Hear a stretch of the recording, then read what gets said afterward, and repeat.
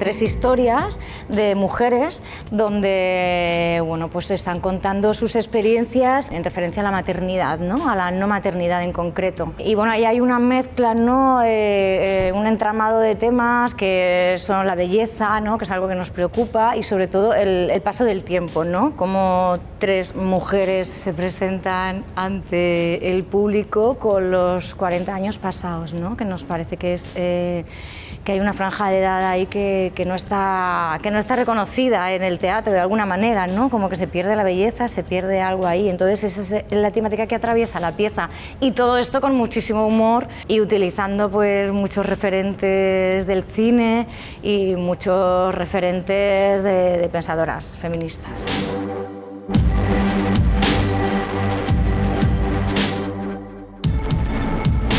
En la Carme hemos tenido, veníamos ya con el montaje ya bastante, con toda la parte creativa bastante compuesta, pero en esta última parte es donde se une la bailarina Cristina Gómez y donde ya la pieza se complementa. Entonces hemos tenido como 10 días para trabajar y para insertar todas las partes finales, y luego una residencia técnica.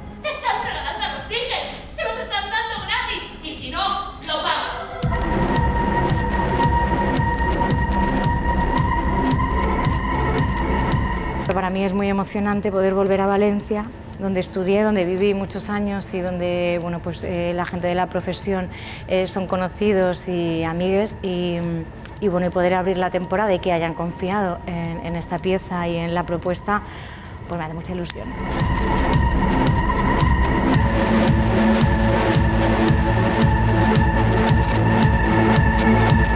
Silvia Federici, Sayac Valencia nos han servido de construcción, ¿no? para construir la mayor parte de las escenas, porque se utiliza una simbología bastante concreta, muy contemporánea. Entonces estamos utilizando también de la historia del arte, ¿no? y mezclado y teniendo referencias al pasado, pero sobre todo a las nuevas pensadoras, ¿no? Que están aquí ahora mismo.